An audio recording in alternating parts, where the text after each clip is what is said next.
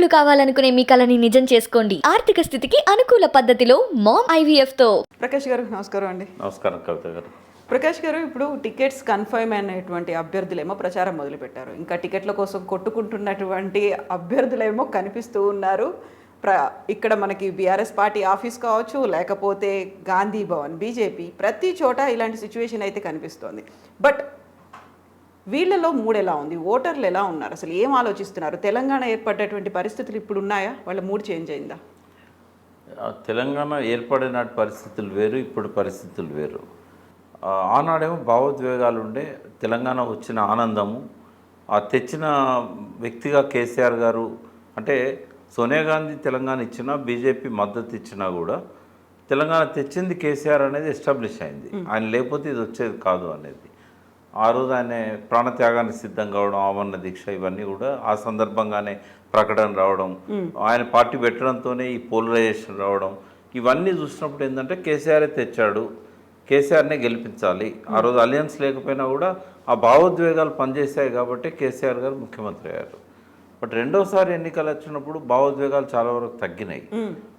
కాకుంటే కేసీఆర్ గారు చంద్రబాబుకును కాంగ్రెస్కు, టీడీపీ కాంగ్రెస్ పొత్తును ఒక వెపన్గా వాడుకున్నాడు. వాడుకొని ఏం చేశాడు, మళ్ళీ ఒకసారి భావోద్వేగాలను రెచ్చగొట్టాడు. అయితే భావోద్వేగాల కంటే కూడా ఆ ఎన్నికల్లో ప్రభావితం చేసింది కేసీఆర్ గారి విజను, పథకాలు. పర్టికులర్గా ఎలక్షన్స్ కంటే జస్ట్ ఒక 1 year లోపే ఇంట్రడ్యూస్ చేసిన రైతు బంధు పథకం. దానివల్ల నేరుగా రైతుల అకౌంట్లలోకి 2 సార్లు డబ్బులు పడ్డాయి. దాదాపు 50 లక్షలకు పైన రైతుల అకౌంట్లలోకి డబ్బులు పడ్డాయి. అంటే ఒక్క ఇంట్లో ఇద్దరిని లెక్క పెట్టుకున్నా కూడా 1 కోటి ఓట్లు రైతు బంధు వల్లనే వచ్చాయి. ఎన్నడూ ఇది కని విని ఎరగనిది రైతు బంధు అనేది. సో ఈసారి వచ్చేసరికి ఏమైందంటే ఆయన చేసిన పనులు చెప్పుకోవడానికి కేసీఆర్ గారికి ఒక వెసులుబాటు దొరికింది, ఒక స్కోప్ చాలా దొరికింది. ఈసారి తెలంగాణ ఉద్యమకారులలో ఒక స్ప్లిట్ ఉంది. ఆ స్ప్లిట్ ఏంటంటే కొంతమంది ఏమో మేమంతా ఉద్యమం చేసాం, మాతో పాటు ఆయనతో పాటు మేము కూడా 14 ఏళ్ళు సాక్రిఫైస్ చేసాం, చాలా సంవత్సరాలు ఆయన వెంట ఉన్నాం, మాకు పదవులు ఇవ్వలేదు, మాకు కనీసం మమ్మల్ని పలకరించట్లేదు, అదివరకు ఉన్న మర్యాద లేదు అనేది అట్లా అలిగిపోయిన వాళ్ళు చాలామంది ఉన్నారు. కొంతమంది ఆయనతో క్లోజ్గా మూవ్ అయిన వాళ్ళని ఆయన అకామిడేట్ చేసుకున్నారు. విద్యార్థుల నుంచి కొందరిని తీసుకున్నారు, యూత్ నుంచి కొందరిని తీసుకున్నారు, మాలాంటి వాళ్ళని కొందరిని తీసుకున్నారు. సో ఎంతో కొంత అకామిడేట్ చేయగలిగారు. అందరినీ చేయడం అనేది సాధ్యం కూడా కాదు. కానీ అది అర్థం చేసుకోక కొంత అసంతృప్తితో ఉద్యమకారులు కొంత దూరమైనారు. అందులో కొంతమంది కోదండరామ్ గారితో జాయిన్ కావడం జరిగింది. ఆయన ఎప్పుడైతే కాంగ్రెస్తో కలిసి లాస్ట్ టైం ఎన్నికలకు పోయినాడో ఆయన డైల్యూట్ అయిపోయాడు. ఇప్పుడు కోదండరామ్ గారు పార్టీ ఎలక్షన్స్లో వచ్చినా కూడా ఎక్కడ తన సత్తా చూపెట్టే అవకాశం లేకపోగా మినిమంగా కూడా ప్రభావితం చేయగలిగిన స్థాయిలో లేదు. మళ్ళీ ఆయనకు మిగిలింది కాంగ్రెసే ఇప్పుడు కూడా. కాబట్టి ఉద్యమకారులలో ఒక మేజర్ సెక్షన్ ఇటుపోయింది. కొంతమంది ఏం చేశారు, ఈటల రాజేందర్ మీద ఇంట్రెస్టో లేకుంటే బీజేపీ కూడా ఉద్యమంలో ఉందనో మోడీ గారి పట్ల ఆకర్షితులైన వారు కొంతమంది అటువైపు వెళ్ళిపోయారు. చాలామంది టీఆర్ఎస్తోనే ఉన్నారు. ఈ ఒక 60 to 70% టీఆర్ఎస్తోనే ఉన్నారు.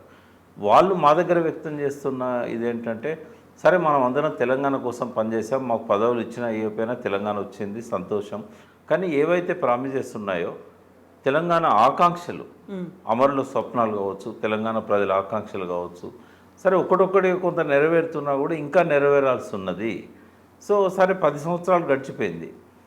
బడ్జెట్ కన్స్టెంట్స్ కావచ్చు, రకరకాల కారణాలు కావచ్చు, ఇంకొక టర్మ్ వచ్చినట్టయితే ఖచ్చితంగా తెలంగాణ భారతదేశంలోనే తలమానికంగా ఉంటుంది అని కొంత సంతృప్తిని వ్యక్తం చేస్తూ ఆకాంక్షలు ఈసారైనా నెరవేరాలి అనే ఒక అది కనబడుతూ ఉంది. ఆ మూడు అనేది కనబడుతూ ఉంది.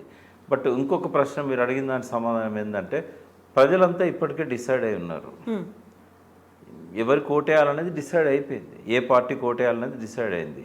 చాలా వరకు ఏంటంటే ఈసారి ఎన్నికలు కూడా పార్టీ బేసిస్లోనే జరుగుతాయి. వ్యక్తుల కంటే కూడా పార్టీకి ఎక్కువ ప్రాధాన్యత ఇస్తారు.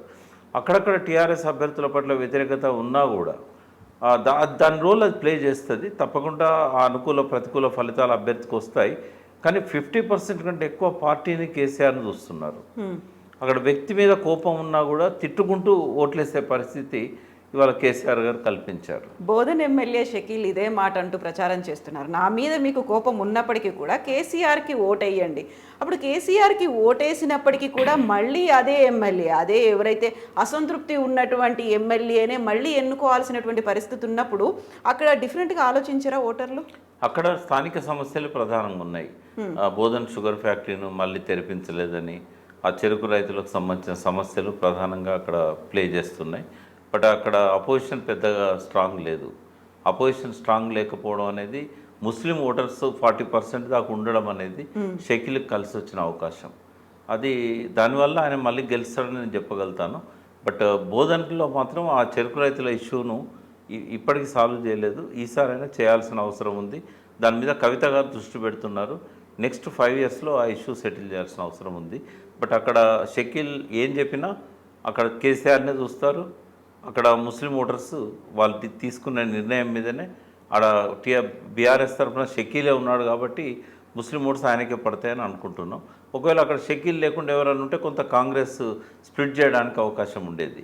ఇవాళ ఓవైసీ గారు కూడా పెద్దగా వ్యతిరేకత వ్యక్తం చేయట్లేదు ప్రభుత్వం మీద. కాబట్టి ముస్లింలలో ఒక సానుకూలత ఉంది. కాబట్టి కేసీఆర్ గారికి ఉన్న అనుకూలాంశాలు, షకీల్కున్న రిలీజియస్ స్టింగ్ ఏదైతే ఉన్నదో ఆయన గెలవడానికి ఉపయోగపడుతుంది. ఇప్పుడు మీరు చెప్పిన ఒక లెక్క ప్రకారం 60-70% కేసీఆర్ అంటే అనుకూలంగానే ఉన్నారు, కేసీఆర్కి ఓటు వేయడానికి రెడీగా ఉన్నారు అనుకున్నప్పుడు వాట్ అబౌట్ 30-40%? అందులో చాలా కీలకంగా జరుగుతున్నటువంటి ప్రచారం సామాజిక తెలంగాణ రాలేదని, ఉద్యమకారులకి నిజంగా జరగాల్సినటువంటి న్యాయం దక్కలేదు అనేది. రెండు ఉన్నాయి ఇక్కడ. సామాజిక తెలంగాణ అనేది ఓవర్నైట్లో వచ్చేది కాదు. బట్ ఈ విషయంలో కొంత చేయాల్సింది అయితే మిగిలే ఉంది. ఆయన ఒక్కొక్క సెక్టార్ను తీసుకొని పనిచేస్తున్నారు. వైద్య రంగం ఇప్పుడు ఫోకస్లో ఉంది. అంతకుముందు కొంత విద్యారంగం మీద ఎక్కువ పెడుతున్నారు. 5,000 కోట్లు 7,000 కోట్లు ఈ సంవత్సరం పెట్టారు. సరే, సాగునీరు, విద్యుత్తు ఇవన్నిట్లో కూడా చాలా వేగంగా ఆయనే ప్రోగ్రెస్ చూపెట్టగలిగారు. బీసీల విషయంలో మాత్రమే ఇంకా చేయాల్సింది మిగిలిపోయింది. సరే, ఇప్పుడు ఏదైతే పథకాలు తీసుకొచ్చారో ఒక్కో ₹1,00,000 ఒక్కొక్క కుటుంబానికి అని చెప్పి ఎలక్షన్స్ దాకా ప్రతి నెల కొంతమందిని సెలెక్ట్ చేసుకొని ఒక్కొక్క విలేజ్కి 4-5, కొంతమందికి 1 lakh వస్తున్నది. బట్ దళిత బంధులాగా ఒక 10 లక్షల సహాయం వస్తే తప్ప ఏదైనా పెట్టుకోవడానికి అవకాశం ఉండదు. 1 లక్ష ఇచ్చినంత మాత్రాన తీసుకున్న వానికి సాటిస్ఫాక్షన్ కలగడం లేదు. రాని వాళ్ళు ఎక్కువ మంది మాకు ఇవ్వలేదు అనేది ఒక అసంతృప్తి వ్యక్తం చేస్తున్నారు. ఇది కొంచెము నెగటివ్ అవుతుందేమో అనే ఒక ఆలోచన బయలుదేరింది. బట్ దీన్ని ఏ రకంగా కేసీఆర్ గారు జనాల్లోకి వెళ్ళి కన్విన్స్ చేస్తారు అనేది చూడాల్సిన అవసరం ఉంది. ఈ ఒక్క పాయింట్ మీద మాత్రం కొంత అసంతృప్తి ఉంది. బీసీలలో ఎంటర్ప్రీనర్స్ కావాలనుకున్న వాళ్ళకి కావాల్సిన రుణ సదుపాయం కానీ, సబ్సిడీస్ కానీ కార్పొరేషన్ల ద్వారా నామమాత్రంగానే అందినాయి.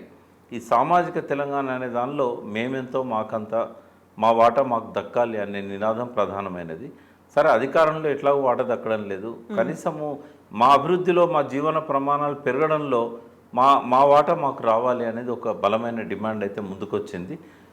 ఈ బీసీలలో ఉన్న అసంతృప్తిని ఎంతవరకు కేసీఆర్ గారు పాజిటివ్గా మలచగలుగుతారనే దాని మీద చాలా సీట్లలో గెలుపు, మెజారిటీ ఈ రెండు కూడా ఆధారపడి ఉన్నాయి. సో ఇప్పుడు బీసీలు వాళ్ళ పర్సంటేజ్ ఎంత ఉంది అనేది చూసుకున్నప్పుడు 2 రకాలుగా ఆలోచిస్తున్నారు. మీరు చెప్పినట్టుగా వాళ్ళకు ఉన్నటువంటి పథకాలు ఎలా ఉన్నాయి అనేది ఆలోచించడంతో పాటుగా సీట్లు ఎంతమందికి కేటాయించారు అనేది కూడా, ఇదేమైనా డిసైడింగ్ ఫ్యాక్టర్ ఉంటుందా? లాస్ట్కి అది మిగిలదమ్మా. ఏ సీట్లలో ఎవరు ఉన్నారు అనేది చూస్తారు తప్ప ఈ కులానికి ఎన్ని సీట్లు ఇచ్చారు, ఎన్ని తక్కువ ఇచ్చారు అనే దాని మీద ఆధారపడి ఉండదు. ఇవాళ ముదిరాజులకు ఒక సీటు ఇవ్వలేదు. ముదిరాజులు ఓట్లు వేయరా? ఇది టీఆర్ఎస్కి అసలే వేయకుండా ఉంటారు. రకరకాల కారణాలు ఉంటాయి. ఆ కుటుంబాలు చాలా వరకు బెనిఫిట్ అయినవి ఉంటాయి. ఉదాహరణకు మత్స్యకారులు ఉన్నారు. అసలు ఏ ప్రభుత్వంలో కూడా వాళ్ళకి ఇప్పుడున్నంత సౌకర్యం, సౌలభ్యం దొరకలేదు. వాళ్ళకి ఉచితంగా చేపల పెంపకానికి ప్రభుత్వమే ఇచ్చి దాని మీద వచ్చిన ఆదాయాన్ని తీసుకోమని చెప్తున్నారు. ఇవాళ 10 లక్షల కుటుంబాల దాకా ఉన్నాయి ఈ చేపల వృత్తి మీదనే ఆధారపడి, అమ్మకం ద్వారా కావచ్చు, చేపలు పట్టడం వల్ల కావచ్చు. వీళ్ళందరూ కూడా కేసీఆర్ పట్ల పాజిటివ్గా ఉన్నారు. ఎందుకంటే గతంలో ఎన్నడూ మాకు ఇటువంటి అవకాశం దొరకలేదు. వాళ్ళందరి ఇన్కమ్ పెరిగింది బాగా, ఆ కుటుంబాల యొక్క ఆదాయం పెరిగింది. ప్రతి నెల ఒక 10,000 రూపాయల ఆదాయం అయినా కూడా ఒక మత్స్యకారుల కుటుంబం తీసుకుంటున్నది. ఇదివరకు అమ్మడానికి అవకాశం లేకుండే. ఇప్పుడు ఎక్కడ పడితే అక్కడ చేపలు అమ్మే వాళ్ళు మనకు కనబడుతూ ఉన్నారు.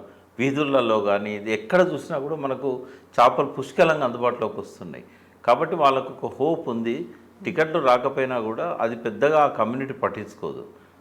మనకు చేస్తున్న మంచి పనులు ఏంది, ఫలితాలు మనం ఏం అనుభవిస్తున్నాం అనే దాని మీద ఆ ఓటింగ్ సరళి ఆధారపడి ఉంటుంది. బట్ నేను కూడా పర్సనల్గా ఫీల్ అయ్యేది ఏంటంటే ప్రతి కమ్యూనిటీని కూడా కేసీఆర్ గారు పరిగణలోకి తీసుకుంటారు. ఆయన జీవిత చరిత్ర రాస్తే ఇదొక్కటి మాయని మచ్చలాగా మిగిలిపోతుంది. ఎందుకంటే ఒక కంప్లీట్గా ఒక మెజారిటీగా బీసీలలో ఉన్న ఒక సామాజిక వర్గాన్ని కంప్లీట్గా పక్కకు పెట్టడం అనేది, ఒక్క సీటు కూడా ఇవ్వకపోవడం అనేది ఇది ఆయనకు ఒక మచ్చగానే మిగిలిపోతుంది. ఎందుకు ఆ స్ట్రాటజీ ఏముంది అసలు, ఏమని ఆలోచించారు ఆ టైంలో? ఆ విషయంలో తప్ప అనేది కాదమ్మా. గతంలో కూడా మనం చర్చించుకున్నాం. ఎదిగొచ్చిన వాళ్ళు రావాలి. ఇప్పుడు కొన్ని కాన్స్టిట్యున్సీలలో సిట్టింగ్స్ ఉంటారు, బలమైన సిట్టింగ్ అభ్యర్థి ఉంటాడు. పటాన్ చెరువు ఉంది, మైపాల్ రెడ్డి గారని ఆడ మొదటి నుంచి కూడా మంచి పట్టున్న లీడర్. ఆ స్థానంలో నీలం మధు అని ఇంకొక ముదిరాజు అతను కూడా మంచి వ్యక్తి, బాగా పాపులారిటీ ఉంది, ప్రజాదరణ ఉంది.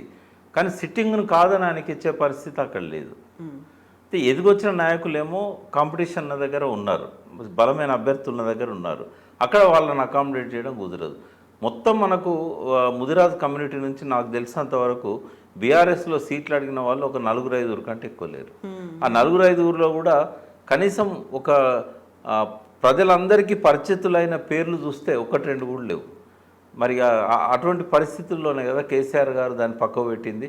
కాకుంటే 5 ఏళ్ల ముందు నుంచే కొన్ని కాన్స్టిట్యున్సీలను టార్గెట్ చేసి ఏ సామాజిక వర్గం అయితే ఎన్నికలకు దూరంగా ఉంటున్నదో, గెలుపుకు దూరంగా ఉంటుందో, ఇదివరకు ఎప్పుడు మంచి పదవులలో లేరో ఆ సామాజిక వర్గాన్ని ఎంకరేజ్ చేసి ఒక అభ్యర్థిని ప్రమోట్ చేసి ఎన్నికల్లో టికెట్ ఇచ్చి గెలిపించుకోవాల్సిన బాధ్యత పార్టీ అధ్యక్షుని మీద ఉంటుంది. బట్ అధికారంలోకి వచ్చిన తర్వాత మళ్ళీ ఎన్నికల సంవత్సరం వచ్చేదాకా అభ్యర్థుల విషయంలో ఆ రకమైన ఆలోచనలు ఈ పార్టీకే కాదు ఏ పార్టీకి ఉండడం లేదు. కాబట్టి ఒక బలమైన సామాజిక వర్గాన్ని ఉపయోగించుకుందాము, వీళ్ళకు కూడా కొన్ని సీట్లు ఇచ్చే విధంగా అభ్యర్థులను తయారు చేద్దాము. ఇప్పుడు బీసీలలో ఎట్లుంటుందంటే ప్రధానంగా పేదరికం, ఆర్థిక సమస్యలు. ఇవాళ ఒక లీడరు రోజుకు ₹1,00,000 ఖర్చు పెడితే తప్ప అతను ఒక లీడర్గా ఎస్టాబ్లిష్ కాడు. మంది మార్బలం ఉండాలి, వెనకాల 2 వెహికల్ ఉండాలి, తన ఖర్చులు ఉండాలి, ఎవరికి చావుకు పెళ్ళికి ప్రధానికి డొనేషన్స్ ఇవ్వాలి, హాస్పిటల్లో పేషెంట్ ఉంటే బిల్లులు కట్టాలి. ఇవన్నీ చేయాలంటే మినిమం డైలీ 1 lakh ఉంటుంది ఒక లీడర్ ఖర్చు. ఒక ఎమ్మెల్యేది అయితే 3 లక్షలు ఉంటుంది. ఎమ్మెల్యే కాబోయే వ్యక్తికి ₹1,00,000 ఉంటుంది. ఆ రకంగా ఆ వ్యక్తికి ఒక కాంట్రాక్ట్లు ఇచ్చో పనులు ఇచ్చో ఆ వ్యక్తిని డెవలప్ చేద్దాం. ఒక మంచి వ్యక్తిని మనము నెక్స్ట్ ఎమ్మెల్యేగా చూద్దాం. ఈ విజను ఇప్పుడు ఎన్నికలు అయిన తర్వాత జనవరి నుంచి స్టార్ట్ కావాలి. కనీసం 2029 నాటికైనా ఈ బలమైన సామాజిక వర్గాలకు గెలవగలిగే అభ్యర్థులను నియమించడం సాధ్యమవుతుంది. బట్ ఆ విజన్ నాకు తెలిసి ఏ పార్టీకి లేదు, ఏ నాయకునికి లేదు. కేసీఆర్ గారు అంత డీప్గా ఆలోచించారు వీళ్ళ గురించి. ఆయన ఏంటంటే ఎలక్షన్స్ ముందు ఎవడు గెలిచే అభ్యర్థిని చూస్తాడు తప్ప ట్రైన్ చేయాలి, ట్యూన్ చేయాలి, వాడిని గెలిపించుకోవాలి, ఆ అవకాశము, ఆ టైము, ఆ ప్రయారిటీ ఆయనకు ఉండదు. సహజంగా ఆయన ముఖ్యమంత్రి, పార్టీ అధ్యక్షుడు అయినా కూడా కేటీఆర్ గారు చూస్తారు పార్టీ పనులు. ఈ పని కేటీఆర్ గారు చూడాలి, పార్టీ జనరల్ సెక్రటరీలు చూడాలి. వాళ్ళ పని ఇది. జనరల్ సెక్రటరీలు అంటే పైరవీలు చేయడానికో లేకుంటే వచ్చిన వాళ్ళతోని వాళ్ళ పనుల గురించి తెలుసుకొని సీఎం గారికి చెప్పడానికో కాదు జనరల్ సెక్రటరీలు. ఏ నియోజకవర్గంలో ఎవరిని డెవలప్ చేద్దాము, కమ్యూనికేషన్ వాళ్ళ ద్వారా కదా సీఎం గారికి పోవాల్సింది, వాళ్ళ ద్వారా కదా పార్టీ అధ్యక్షునికి పోవాల్సింది. కరెక్ట్ లైన్లో ఆ పార్టీ బిల్డ్ కాలేదనేది నా అభిప్రాయం. నిర్మాణంలో లోపాలు ఉన్నాయి. ఇది ఒక మాస్ పార్టీగా తెలంగాణ ఉద్యమంలో ఎవాల్వ్ అయింది. మేము ముందు అనుకున్నాం కేసీఆర్ గారు మేమంతా ఏంటంటే అదివరకు టీడీపీ ఎట్లయితే బలమైన పునాది ఉండేదో నిర్మాణానికి, ఒక కమ్యూనిస్ట్ పార్టీలలో ఎట్లయితే సెల్స్ ఉంటాయో అంత బలమైన నిర్మాణాన్ని టీఆర్ఎస్కి ఉండాలనేది మొదలు కేసీఆర్ గారు ఆలోచించారు. కానీ ఉద్యమ పార్టీకి అది సాధ్యం కాదు అని ఆయన దాన్ని పక్కకు పెట్టారు. చాలా సంవత్సరాలు పార్టీ కమిటీలు లేవు, ఒక అధ్యక్షుడు తప్ప కమిటీలు లేని పరిస్థితి. మొత్తం తెలంగాణ ఉద్యమంలో 14 ఏళ్లలో కనీసం ఒక 8 ఏళ్ళు, సగానికంటే ఎక్కువ కాలం ఆ పార్టీ కమిటీలు లేవు. అంటే ఒక మాస్ బేస్డ్ పార్టీగా ముందుకు వచ్చింది, ఒక ఉద్యమ పార్టీగా ముందుకు వచ్చింది. ఎవరు ఏ భావజాలం ఉన్న వాళ్ళైనా రావచ్చు, పనిచేయవచ్చు అని చెప్పేసి ఎవరైనా కొత్తగా వస్తే సీనియర్ నాయకులను పెట్టుకుంటారు తప్ప ప్రధాన కార్యదర్శిని పెట్టుకునే పరిస్థితి లేనిది. అంటే ఆ నిర్మాణంలో ఉన్న లోపము తెలంగాణ వచ్చిన తర్వాత మెంబర్షిప్ చేయిస్తున్నారు తప్ప ఈ వివిధ అంచెలుగా నిర్మాణాన్ని బలోపేతం చేయడంలో టీఆర్ఎస్ ఆసక్తి చూపెట్టడం లేదు. దానివల్లనే ఇటువంటి సమస్యలన్నీ వస్తాయి. ఒక బలమైన నాయకుడిని ఒక్కొక్క నియోజకవర్గంలో ఐడెంటిఫై చేసి వాళ్ళకి డబ్బు లేకపోతే డబ్బు వచ్చే విధంగా డెవలప్ చేసుకొని ఒక కమిటెడ్ లీడర్షిప్ అనేది ఎవాల్వ్ చేసుకోలేకపోతే కేటీఆర్ గారి ప్రభ ఉన్నంత వరకు పార్టీ ఉంటుంది తప్ప తర్వాత మళ్ళీ అంతర్ధానం అయ్యే అవకాశం ఉంటుంది. యూజువల్గా మనకి ట్రెండ్స్ చూస్తే యాంటీ ఇన్కంబెన్సీ అనేది కనిపిస్తూ ఉంటుంది. దాన్ని బట్టే ఓటర్ల ఓటు వెయ్యాలా వద్దా అని నిర్ణయించుకుంటారు. ఇప్పటికీ 2 దఫాలుగా చూసిన తర్వాత 3వ దఫా ఎస్ ఆ యాంటీ ఇన్కంబెన్సీ లేదు, దాన్ని ఓవర్కమ్ అయ్యారు, నేను ఓటు వేస్తాను అనేది అంత స్ట్రాంగ్ డెసిషన్ మీరు అన్నట్టుగా 60-70% తీసుకున్నారా? యాంటీ ఇన్కంబెన్సీ అంటే 60-70% ఓటర్స్లలో కాదు, ఎప్పుడు కూడా అధికారంలోకి వచ్చే పార్టీకి 50% దాటదు. ప్రతిపక్షాలు అన్నీ స్ప్లిట్ చేస్తాయి కాబట్టి ట్రయాంగిల్ పోటీలన కాడ టెట్రాంగిల్ పోటీలన కాడ అక్కడ 50% లోపు వచ్చినా కూడా అధికారంలోకి వస్తారు. కానీ ఇక్కడ బలమైనది ఏంటంటే యాంటీ ఇన్కంబెన్సీ ఎందుకు ఉండాలి? ఓటర్స్లో పోయి చూసినప్పుడు మనకు అంత బలంగా ఒక కసి అనేది కనబడతలేదు. ఒక ప్రభుత్వాన్ని దించేయాలి, ఒక ముఖ్యమంత్రిని దించేయాలి, అంత కసి లేదు ఎవరికి. ఓ సాఫ్ట్నెస్ ఉంది. అంటే సరే ఇంతకుముందు ఎవరు చేసింది ఇట్లా ఏదో మనకు వస్తున్నది కదా, ప్రతి కుటుంబానికి ఎంతో కొంత లబ్ధి చేకూరుతుంది కదా, వాళ్ళ విషయంలో కొంచెం ఏంటంటే నెగిటివ్ ధోరణి ఉంది. వీళ్ళ ఇదివరకు పరిపాలన చూసినాం కదా, 50 ఏళ్ళు పరిపాలించింది కదా, వాళ్ళతో నేను లాభం జరిగింది. ఇక పేదరికము, ఆకలి చావులు, ఇవన్నీ వలసలు, ఇట్లాంటివన్నీ చూసాం, ఆత్మహత్యలను చూసాం. ఈయన వచ్చిన తర్వాతనే కదా కొంత నక్సలైట్ మూవ్మెంట్ విషయంలో చూసినప్పుడు డెఫినెట్గా ఎవరైనా రికగ్నైజ్ చేయొచ్చు. ఎన్కౌంటర్స్ లేవు. ఇదివరకు ఏంటంటే పొద్దున్న లేవగానే ఎక్కడో కాడ ఎన్కౌంటరు, పోలీస్ స్టేషన్ల చుట్టూ పైరవకారులు వాళ్ళ మనసులో పట్టుకుపోయినని, అటువంటిది ఎక్కడ లేదు. గ్రామాలన్నీ ప్రశాంతంగా ఉన్నాయి. రెండవది పాడుపడ్డ పల్లెటూళ్ళలోని ఇండ్లను కానీ కూలిపోయిన ఇండ్లను కానీ అన్నింటినీ తొలగించేసి ఒక పచ్చదనం పరిశుభ్రత అనేది కనబడుతుంది. ప్రతి ఊళ్ళో నర్సరీ ఉంది, మొక్కలు పెడుతున్నారు, కొంత గ్రీనరీ పెరిగింది, నీళ్ళు వస్తున్నాయి, వ్యవసాయం చేసుకుంటున్నారు, కరెంట్ వస్తున్నది, సంక్షేమం అనేది అందరికీ అందుతున్నది. ఎందుకు యాంటీ ఇన్కంబెన్సీ ఉండాలి? ఎందుకు ప్రజలు కేసీఆర్ దించాలని ఆలోచించాలి? అంతకంటే గొప్ప పాలన, గొప్ప టవరింగ్ పర్సనాలిటీ ఎవరన్నా ఉన్నారా? పోనీ వాళ్ళకి ఆ ప్రయోజనాలు ఇవ్వగలిగే నినాదాలు కానీ, వాగ్దానాలు కానీ, హామీలు కానీ ఏమైనా ఉన్నాయా? జనరల్ ఎన్నికలలో రుణమాఫీ అనేది ప్రముఖంగా ఉండేది. ఆయన ఓటింగ్ పోకముందే రుణమాఫీ చేసేసాడు. మళ్ళీ రుణాలు చేసుకోవాల్సిన అవసరం లేకుండా రైతు బంధు ఇస్తున్నాడు. సో ఇవన్నీ చూసినప్పుడు ఏ సెక్షన్లలో కూడా పెద్దగా వ్యతిరేకత లేదు. ఒకే ఒక్క వ్యతిరేకత నిరుద్యోగులలో ఉండే, చాలా వరకు అది తగ్గిపోయింది. ఎందుకంటే చాలా వరకు 90% పోస్టులు అన్నీ కూడా అనౌన్స్ చేసేసి ఎగ్జామ్స్ రాస్తున్నారు. ఏమన్నా కోర్టు ఆక్షేపణల వల్ల, స్టేల వల్ల కొంత లేట్ అవుతున్న తప్ప కేసీఆర్ చేయగలిగినంత చేస్తున్నాడు అనేది ఒకటి ఎస్టాబ్లిష్ అయిపోయింది. కాబట్టి మనము యాంటీ ఇన్కంబెన్సీ ఉన్నదని చెప్పుకోవడానికి లేదు. సో భావోద్వేగాలు మారినప్పటికీ కూడా దే మేడ్ దేర్ మైండ్ అనుకోవచ్చు. Yes. Thank you so much. Thank you, Amma. Thank you అండి.